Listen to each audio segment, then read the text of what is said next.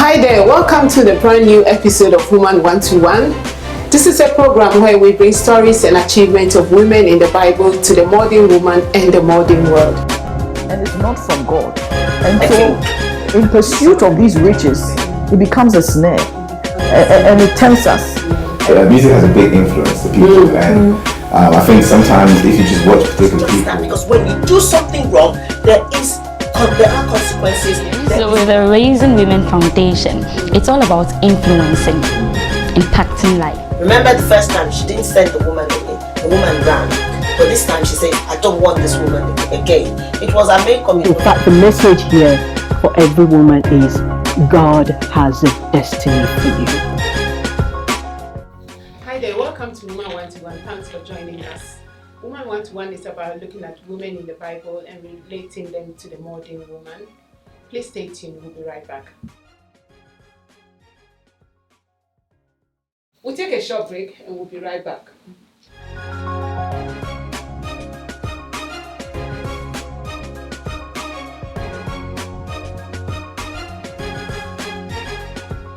Welcome back. We are talking about the mother-in-law, daughter-in-law relationship.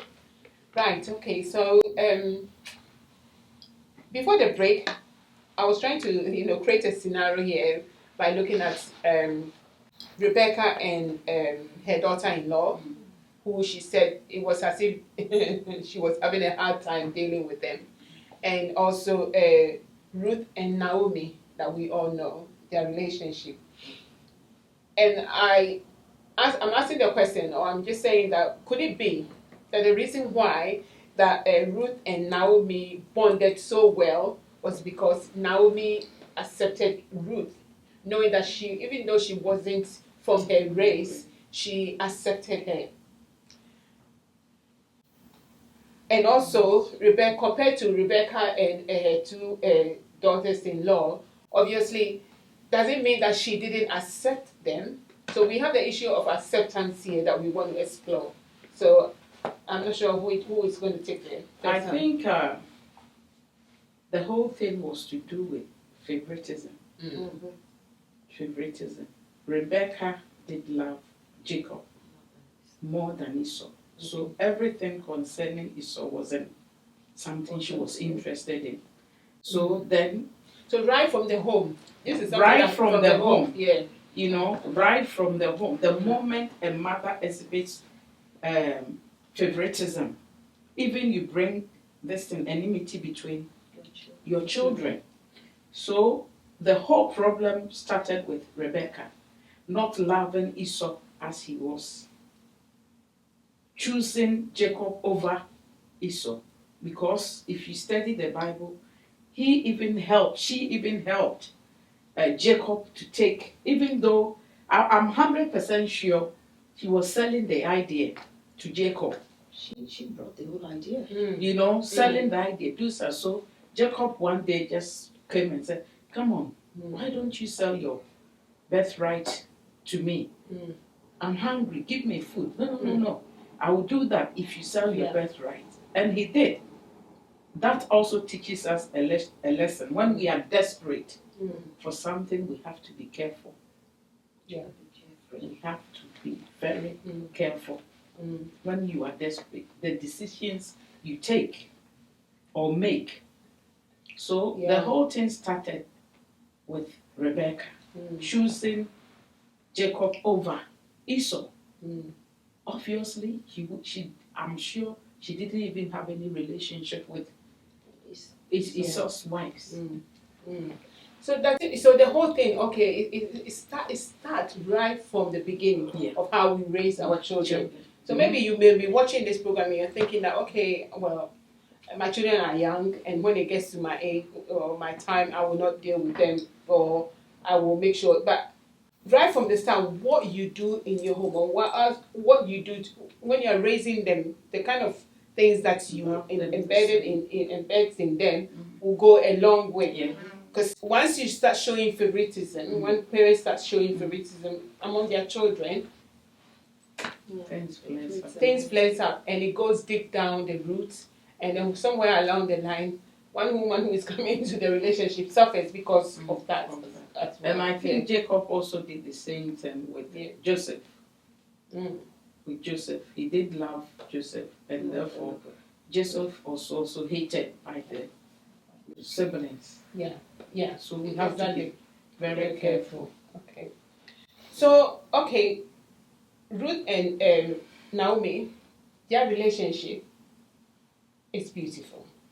And for me, I would say that this whole thing about I don't even know why we call it mother-in-law. Mother-in-law because it should be just mother. Is it mother-in-law? One person said we should be mother-in-law.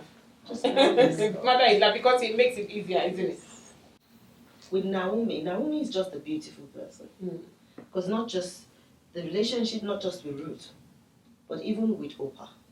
Oprah also loved her. It was just that Oprah wasn't able to go the extra mile because they both wanted to go with her, but because she persuaded them, Oprah thought, okay, I'll go back. But it showed that she was a woman of love. She was a very considerate woman. She wasn't selfish. Some mother-in-laws would actually demand that you take care of me now that I don't have sons. But she thought of their future and said to them, look, just go and bless them. Now God will bless them in their husbands' homes. And even when they insisted, she was still thinking of their future. When will you get husbands? I can't give you sons anymore. Okay. You know, and that shows when love and you go the extra, your love goes from the just the natural love to super. Because what Ruth did is a sacrificial love, basically. She was ready to sacrifice her entire future, her entire life, and say, and you need someone to take care of you. It doesn't matter. Where you die, I will die. Wherever you go, I will go. Your people are my people. You need someone, because what she was looking at, this woman is old, no husband, no children, no sons. Yeah. So who would look after her? So that shows that, you know, and we know if everybody has read the story of Ruth, there's reward in love. Great reward. So you don't, like everything you do, another thing I thought I should mention is, everything you do in words and in deed, they are seeds. Yeah. And they are being sown. Yeah. And when they grow and germinate and bear fruit, the fruit doesn't come in one. Look at the kind of blessing that Ruth received, you know, based on just that selfless act. Yeah. You know, so it's when we're So dealing, it goes in both ways. It How goes- they it goes relate both to ways. one another. But Naomi is just a beautiful mother. She was a beautiful mother. You know, so So okay, that is true. I also Well, see, yeah. So now I just want us to touch on some of the characteristics of the godly mother-in-law and daughter-in-law relationship. I also see two women, Christian women. One practiced Christ, the other that took a godly life for granted. Yes. That is Rebecca. and Naomi. But Naomi took her serious, and therefore we saw the results. Yeah. When we show love, when we practice Christ, you know, he says if we lift him up, he will draw all men unto himself. And therefore, Naomi had no choice but to practice the God that she knew. Whilst Rebecca compromised. Yeah? Rebecca compromised. She did. You have two children. Why do you choose one after the other over the other? Yeah. It breeds hate, enmity. Yeah. You get it? So if we call ourselves Christians, it doesn't matter. In any situation, you have to bring out that love, that Christ-like life. The light, he says we are the light of the world. So one of the characteristics, or two, is love and long suffering. Yes, long suffering. Sometimes you need to practice that long suffering in order to get results that you want. We call ourselves Christians, and yet when we are faced with challenges, we rather put ourselves there instead of practicing what the word of God says. You get it? So Naomi practiced Christ, God. Yeah. And therefore, this lady saw, even if I go back to Moab and marry any other man, I will never get a mother-in-law who I will die wherever your God. And listen, he says, your God will be my God. Naomi saw that God in Ruth saw that God in Naomi. So the other you were saying something like Oprah went. To me, Ruth was serious. Ruth saw something. The way And Naomi, Oprah compromised. Yeah. they both saw something. They saw something, but like we go to church, one will criticize everything the pastor does. Why didn't they do that? Why are they asking for money? The other time, one will say, it's okay. If we don't give, it's okay. Let's sweep here. It's okay.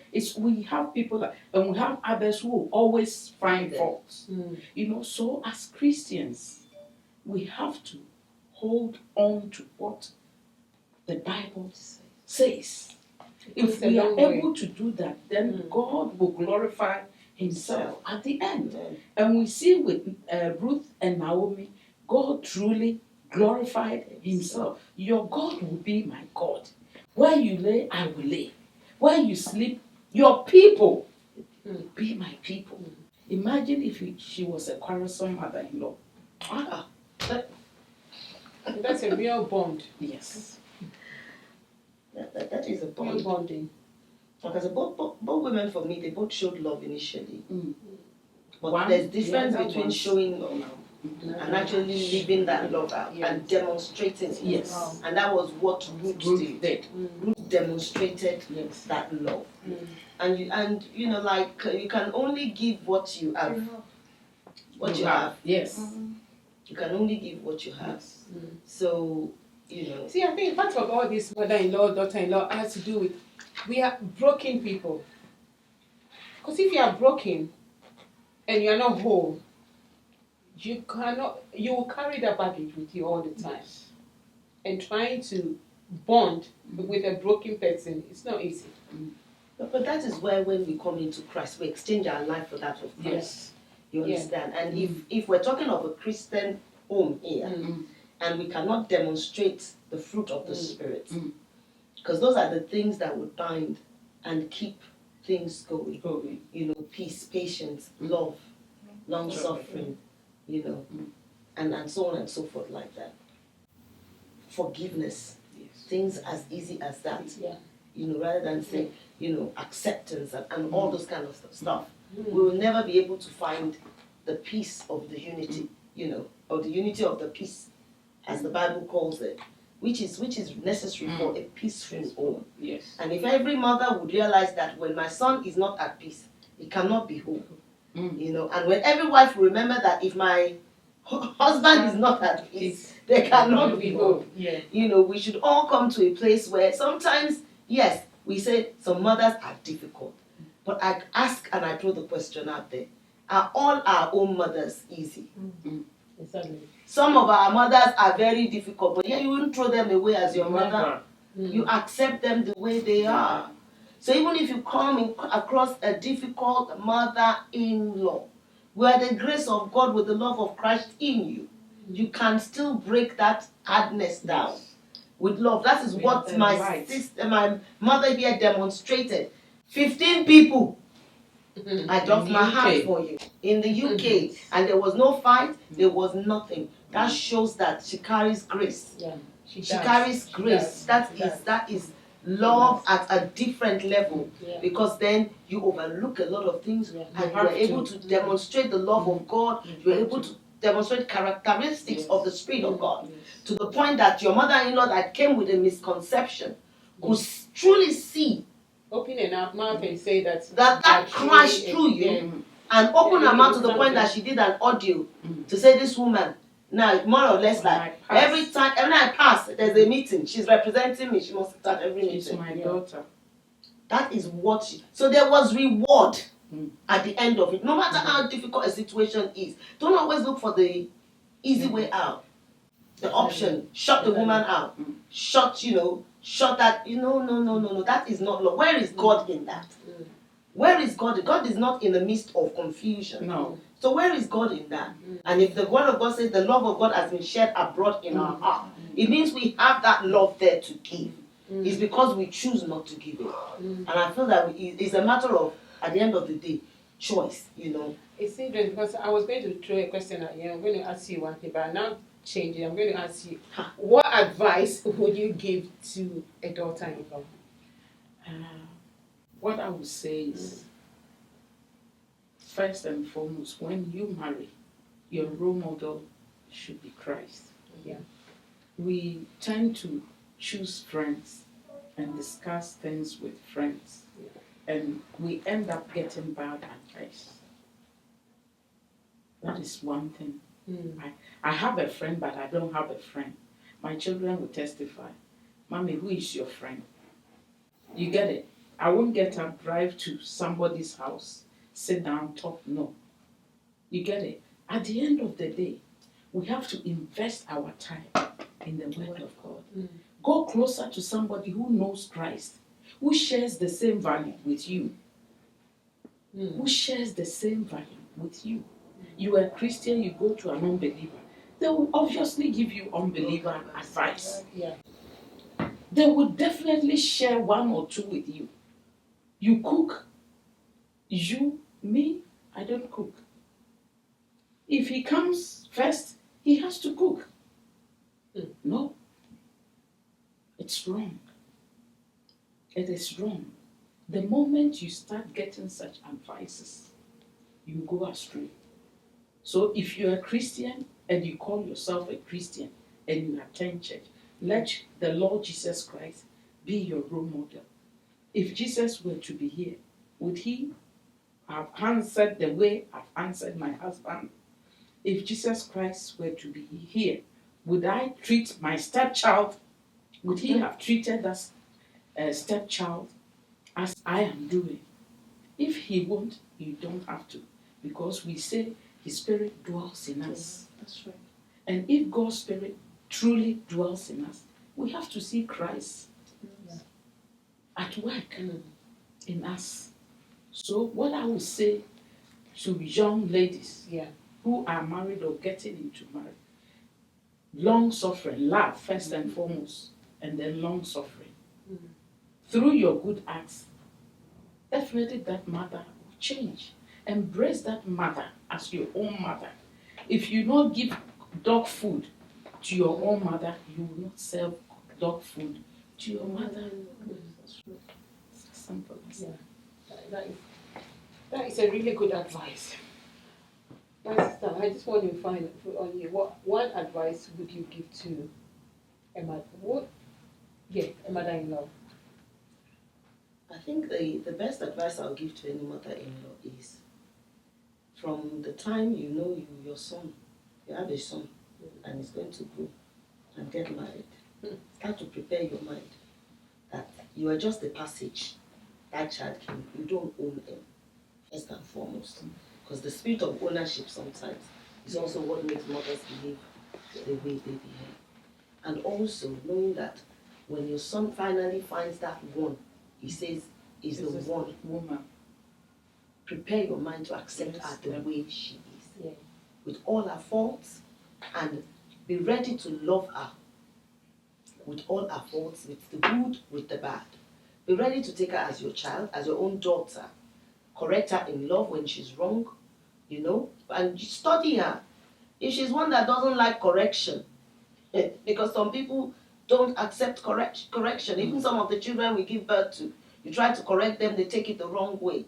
Don't take it personal. Don't, just know that. One thing as well I said I was going to say is, always remember that people come from different backgrounds. Yes.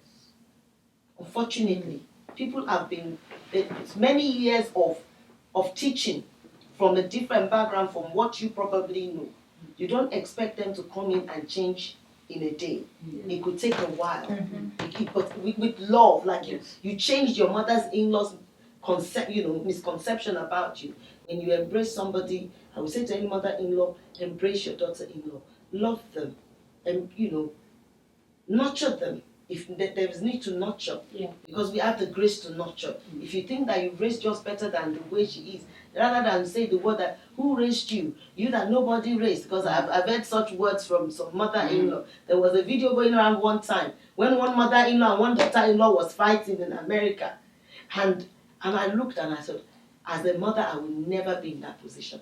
God forbid. Because I will not have the reason to trade words with my daughter-in-law, irrespective of what she has done. I would treat her as a daughter, know that she's angry, push away. And mother-in-laws, please, I've seen situations where mother-in-laws go into their daughter-in-law just gave birth to a child, and you go, if that daughter is taken as your daughter, she won't cook you morning meal, afternoon meal, evening meal.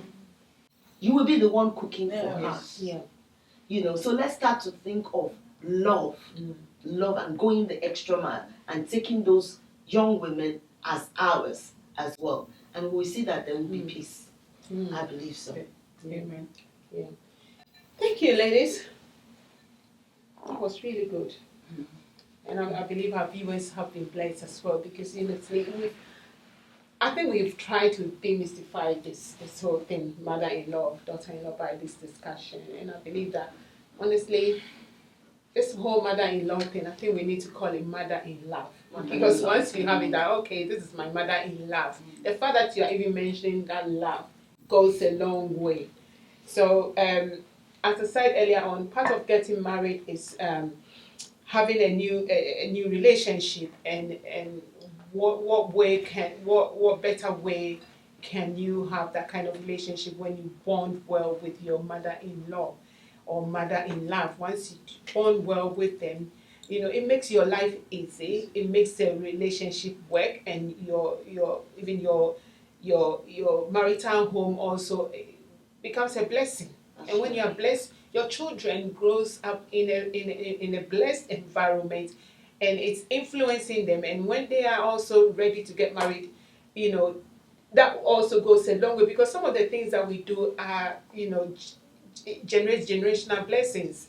So if we look at Ruth and Rebecca, we look at Naomi and Rebecca. Obviously, now Rebecca, the seed that she sowed in her home, obviously resulted in some kind of bad influence with a relationship that she had with her daughters-in-law. Unlike Naomi invested well in her children and daughters-in-law, and when it got to that stage in her life that she needed that support, she reaped what she sowed. So let's sow good seeds, and once we sow good seeds, as Scripture said, when you sow, you reap when you sow good things, you reap it. So let's sow good things into our relationship, and we'll obviously reap the best. Thanks for watching. Thank you. As a Christian, I understand that the Bible says you should do unto others what you want others to do unto you. So for today, I'm a mother and I have a mother-in-law. But tomorrow, I will be a mother-in-law to somebody. So if I want my children to see how I relate to my mother-in-law, and for them to emulate that, and also for them to, you know, as we said, you know, we all come from different cultural backgrounds, trainings and that. So if I want them to also teach their wives or husbands to treat me well, then I have to treat my mother-in-law well for them to see, so that when I get there, I will also get back what I sowed in there. So I think it's a two-way thing. Yes, you can meet people with, you know, different behaviors towards you. Some you don't even have to do anything for them to love or hate you, but how you carry yourself and how you embrace them will, you know, let them also treat you well. So I think it's a two-way thing. Like the same way that I would not be so happy to hear someone say bad things about my mother, or, you know, treat my mother in a bad way. Come on. Or treat my, okay. And I think another thing is that in the same way that I wouldn't like anyone to say bad things about my mother or treat my mother in a bad way, my mother-in-law is my husband's mother. And I think sometimes we do forget the relationship between our husbands and their mother, because that's his mother. So anything you do against his mother will surely hurt him. And that sometimes there are these small seeds that we sow in our marriages that kind of grow to become a big problem in the marriage. So as much as you don't want to hear bad things about your mother or someone treating your mother badly, know that your mother-in-law is your husband's mother too, and you equally feel the same way. So that's my thing. Thanks. I just want to say from what I've heard so far, from what they've said regarding mother-in-laws, it differs. For me, my mother-in-law we are very close. More or less like her daughter. So when I got into the family, one thing I took into the family was I was going to love my mother-in-law like my own mom. So I've never had issues with her. She has always been there as a mother, as a friend. She always check on us. When she comes visit, I'm never afraid to do anything in front of her. Because I just see her like my mother-in-law. Because I just believe, like from what the women say, when you accept your mother-in-law as your own mother, there is less than 0% you guys having problems. It's only when you have in your head that this is my husband's mom. Because the Bible says when two come together, they become one. So if my husband and me we are one, that means that I've embraced the family to become one. So I just share the same love equally with my mother. Good. Thank you. Yeah, thank you.